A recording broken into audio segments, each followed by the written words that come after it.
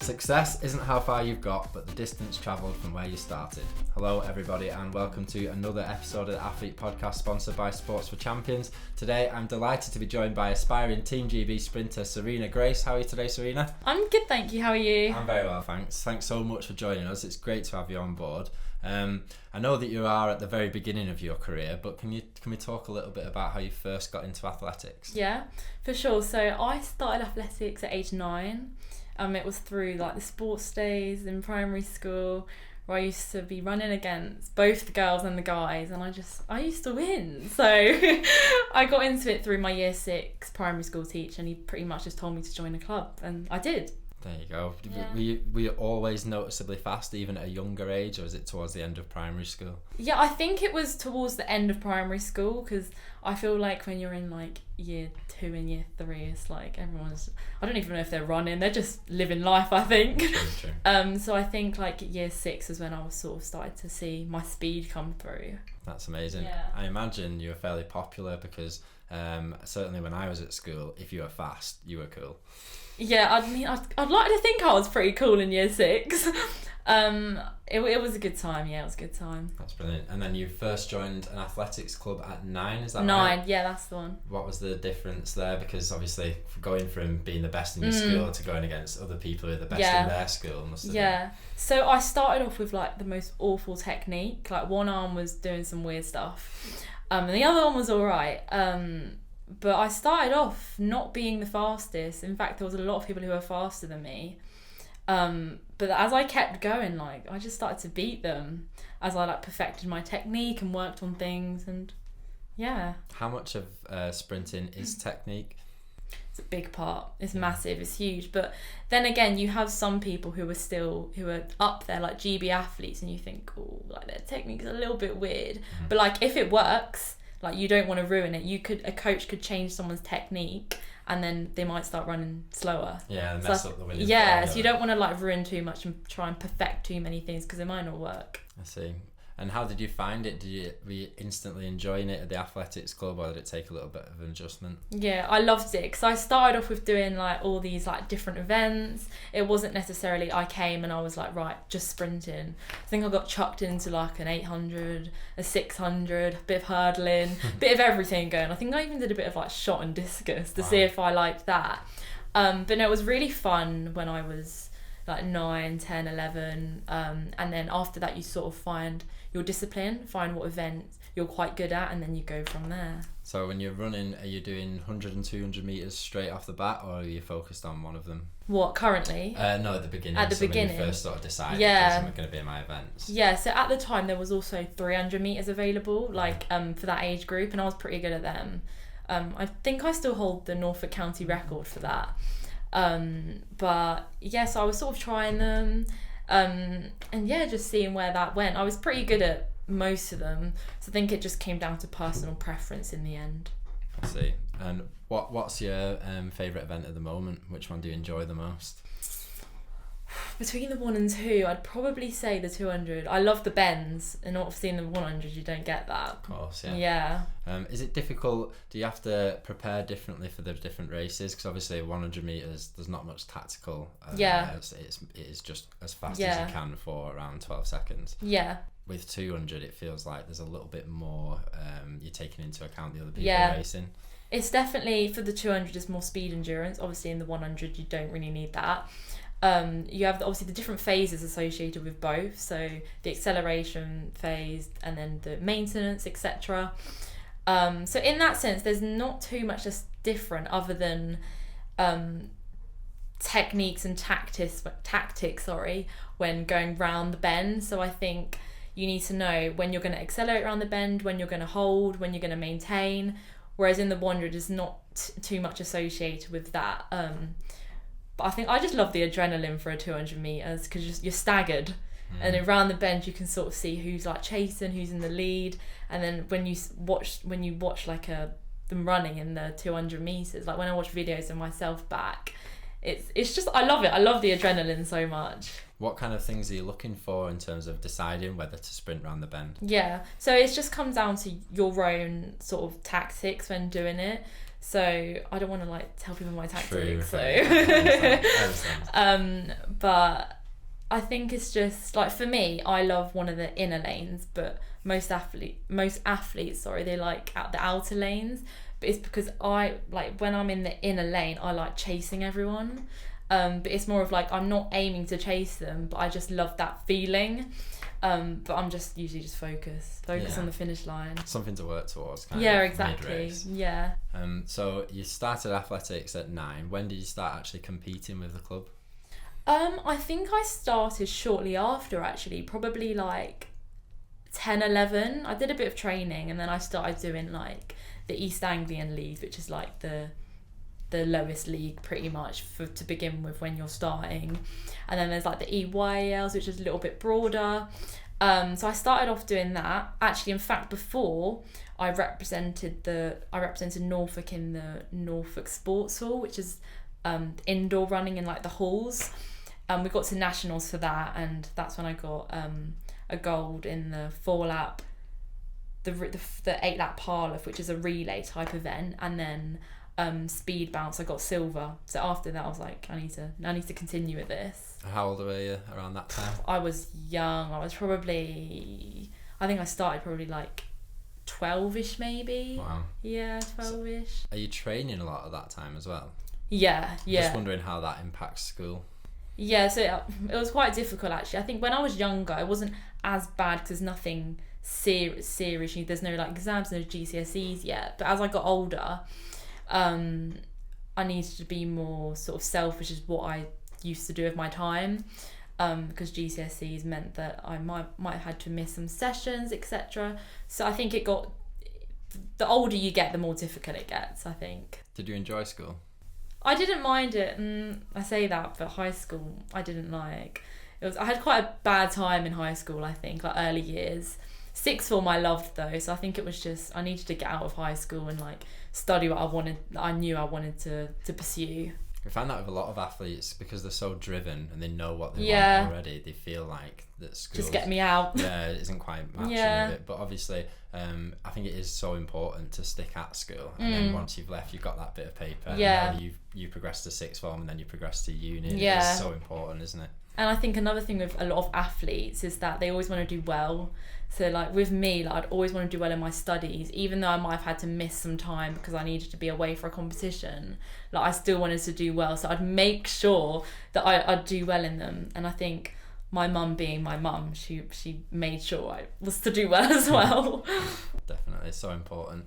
So you started to clean up regional competitions, winning all of the sort of local leagues. Yeah. Do you know did you have a moment of sort of realising, I'm going to do this professionally? Yeah. You know what? There wasn't really I can't really pinpoint a time where I had that thought, but I think the more things I was achieving, the more realistic things were becoming, and just surrounding myself with the right people, and like-minded people, because it's not like I could have done things that my friends were doing, because I needed to stay disciplined if I wanted to achieve my goals. And it was my first invite to the UK British Champs, which I was like, oh my goodness, like I can't believe I've done that with what I've gone through like as a child, and sort of my experiences at school, etc. So I think since then, which was perhaps 2020 maybe, or just after COVID actually, I was like, this is something that like if I continue to keep like going with, like I could achieve loads of my goals. That's amazing. How was COVID for you? Obviously so difficult for so many athletes. I suppose with running, maybe there's some opportunities to do a little bit of training. For example, the swimmers that we have on board, they just completely, they went from swimming 6 times a week to nothing. Must be so difficult. It was really hard actually. It was really difficult. I got quite badly injured during COVID because I was training on the grass with my group, and I went straight into a pothole, and my ankle just went like black and blue. I have pictures somewhere, it's awful. But other than that, I always see it as a blessing in disguise, because again, I was able to work on things that I'd never worked on before, because I couldn't run, and running was my thing, or is my thing, sorry. So yeah, that was really difficult. Really difficult. And then how, coming out of that, as you sort of progress, and we'll come on to it later, but we talked a little bit about the UK British Champs. How does your approach to training and nutrition change as you've kind of got older Yeah. and started to take it more seriously? Yeah. I think obviously when you're living at home, it is difficult because you're sort of eating what you're, like what I had to eat what my mum eats. It's sort of like Yeah, it's that's family, because your isn't it? mum's cooking sort of thing. When I went to uni, that's when it became like real, because I had to cook my own things. I was able to like discover more, read about things and sort of what athletes were posting. So ever since I went to uni, like my diet's always been quite good actually. I do love chocolate, which is really bad. Everything in moderation. Yeah, exactly. It's healthy then. Definitely. So yeah, when I went to uni, I was able to like find out more things, what's healthy, what's good for me, protein, when I need my carbs, etc. So now I know that my diet's pretty spot on now, I'd say. Pretty good. Have you got a go-to sort of post-session meal? Chicken, rice and broccoli.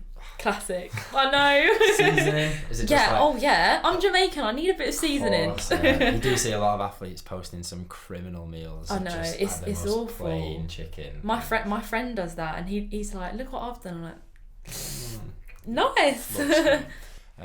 So we'll come on to the UK British Champs. I know it was a sort of momentous occasion for you. Can you tell us a bit about how it came about and obviously the day itself?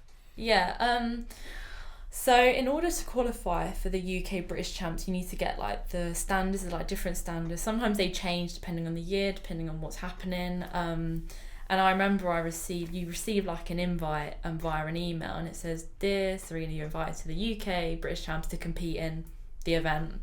And when I received that, I remember I was in my uni like kitchen living room area, and I called my mum, and I was near enough crying because younger me would be so proud of what I'd achieved, and like it was such an amazing opportunity. I was really nervous for that one actually, but I feel like because I've done it quite a few times now, like I'm now focusing on the next goal because I've done this. So the next goal for me would be to then make a final, British Champs final. So that's probably one of my main focuses for the next few years. But oh my goodness, it's an unreal experience. Yeah. Was that your first time running televised? Yeah, it was actually. Yeah, it was. Did that add extra pressure, and how did you deal with it if it did? I think you definitely think about it prior to the event, but like everyone's in the same boat, I think. So it's like I didn't really think about it too much.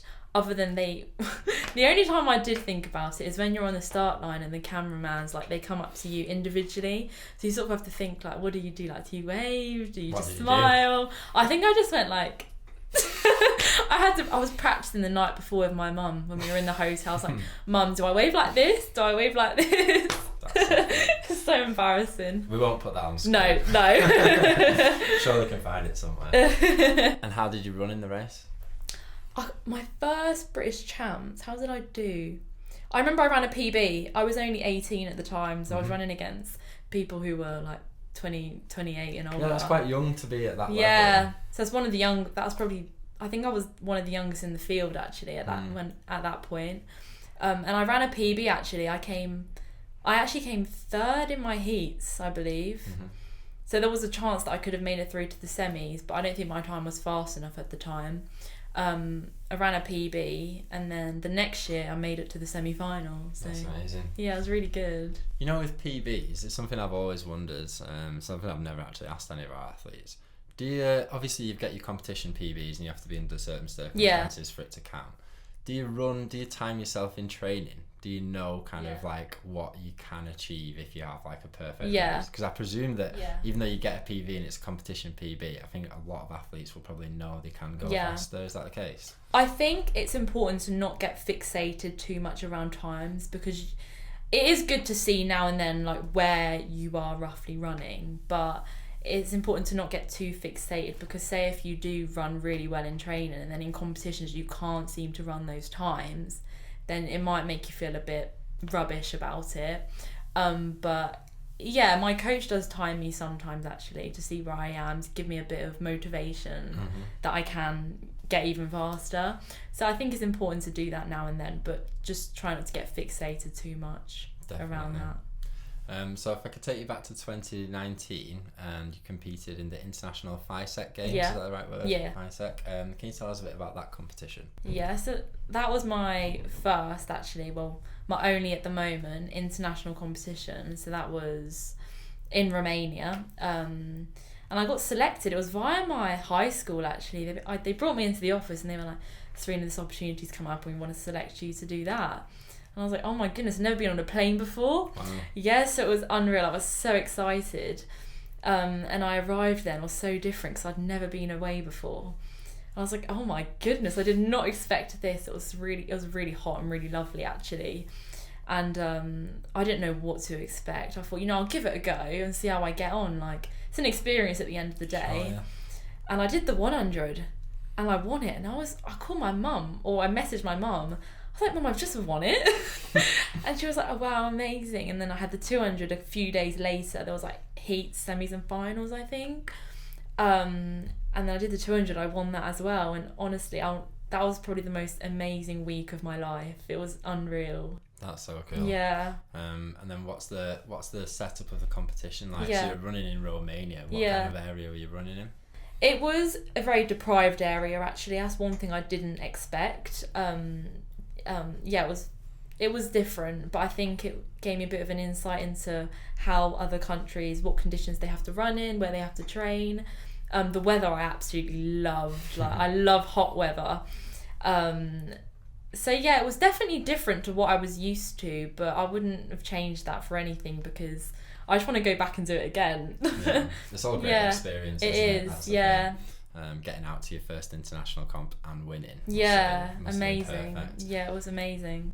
Can we talk a little bit about funding? I know that it's something that is improving in areas in the UK, but there's still a huge shortfalls for athletes, especially at this point of your career where you're kind of just getting started and establishing yourself. Yeah. Can you tell us a bit about that and perhaps how Sports for Champions is going to help? Yeah, it is something that is quite difficult, actually. I think coming from a sport where it's pretty much just solo, and it's not like football, for example. Like, football get a lot of funding, I think, in comparison to athletics anyways.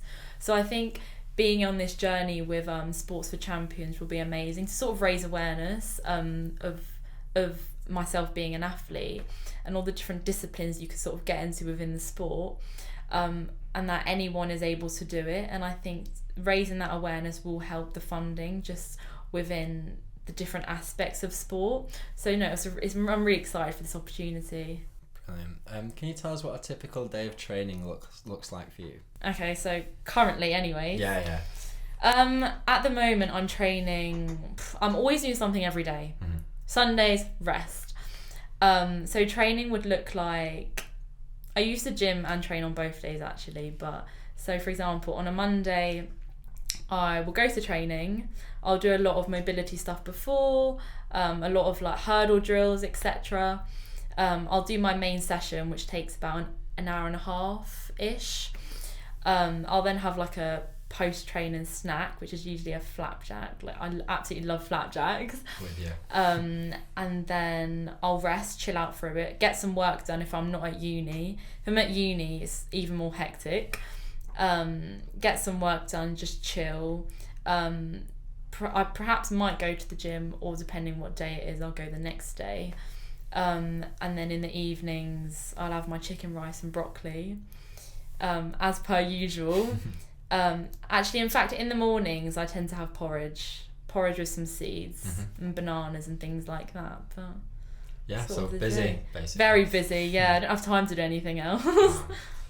How important is mindset to you, both as an athlete and a person? Yeah. I could talk about this for ages, to be honest. But I think mindset is really important. I think it also it sort of reflects with who you surround yourself with, I think. Because in order to have the right mindset and to grow physically and mentally, you need to be surrounding yourself with the right people. So I think that's what I've learned, and having the right support network. Because if you don't have that, then it's going to be a really tough journey. So mindset plays a huge part, because if you don't have the right mindset, you're not going to get faster, you're not going to have the right skills. So I'd say mindset over everything, pretty much. I think one of the biggest parts that we talk about in Sports for Champions in relation to mindset is resilience. I know that you've had a lot of challenges in your life. You've also had a lot of injuries and quite a young career. How important do you think it is to be resilient as an athlete? Incredibly important, sorry. I think it is, challenges are inevitable. Like, I feel like all athletes will face challenges, and it's just a matter of like how you sort of face those challenges and obstacles. I think with me, like, whenever I've had a challenge, and my mum will back me and say that I've always seen it as a blessing in disguise. Like, even if I'm injured, I know as hard as it is, like, I always try and see it as a blessing in disguise and focus on what I perhaps didn't have time to focus on before because I was too busy running or too busy doing this. So I think with me, like, don't get me wrong, I've had some horrible situations and obstacles that I've had to try and overcome, but I've always tried to see the positive in it, and it, like, I'm still here, so not just here but flourishing and excelling in what you're trying to do. So it does show you. And a lot of the athletes that you hear about in the media, even just a lot of the people who achieve great things, they all come from hardship. And I think that having a life without any sort of rocky moments doesn't really make for somebody who can achieve great things. So yeah, definitely. What motivates you? What motivates me? What, to succeed in my sport? Yeah, or just in general, to get up every morning. Yeah, I think one big thing is probably my mum, because she has raised me as a single mother throughout my whole life. So I know that, and she's like done incredibly well. She's my role model. So I think knowing that how amazing she's done as a single mum, as a woman, makes me think like I'd want to be like her. So I think just making her proud, and I like seeing her happy when I've done well. So I just think that's probably my main motivation. And like I want to do well. Like, I just want to do well in life. I don't want to fail with anything. I think that's my athletic mindset, my sporting mindset. But I say my mum's probably my biggest motivation. Do you think becoming an athlete has made you a better person? Definitely. I think I'm quite stubborn sometimes. Right. But I think, it's definitely made me a better person. It's been such an outlet for me to sort of express my different feelings. Maybe when I've gone through certain situations in life that haven't been so great, I've been able to sort of distract myself within the sport. And not only have I been able to do it as a hobby, but also just getting better and better, and hopefully represent Team GB one day would be honestly amazing. My childhood dreams. It takes on nicely to the next question I was going to ask you. What kind of legacy would you like to leave in your sport and in life in general? Yeah, I think I'd just love to be that motivation to someone, and show that it is possible for someone like me who hasn't come from a very well-off background, and who perhaps are raised by single parent families and households, that it is possible. Because younger me would never have thought that I'd still be doing athletics and doing well at it and running these times that I'm running. So I think I'd love to just even if it's just one child, I'd just love them to know that like they will make it if they keep at it, and just surround yourself with the right people. And it's okay if sometimes you feel like you're on your own because everyone else or your friends in high school or sixth form are doing other things that you might not find fun. That it's okay, and like it will pay off. Definitely. And finally, what advice would you give somebody, maybe a young person who's thinking about getting into sport, or maybe even sprinting more specifically? Yeah, I'd say just do it. Like, my mindset is you only live once, so just do it, because you don't want to have regrets. And perhaps if you're finding it difficult to actually get into it and take those initial steps, then just speak to someone, speak to your teachers at school, just sort of network with everyone. Just speak to as many people as you can, because I'm sure one person will be able to help you. And then that's sort of the first steps of getting involved in the sport of athletics. I think that's a really great piece of advice, and it also rounds off the podcast very nicely. Thank you very much for joining us today. It's okay, no worries. And thank you to everyone watching at home. We'll see you next time. Cheers.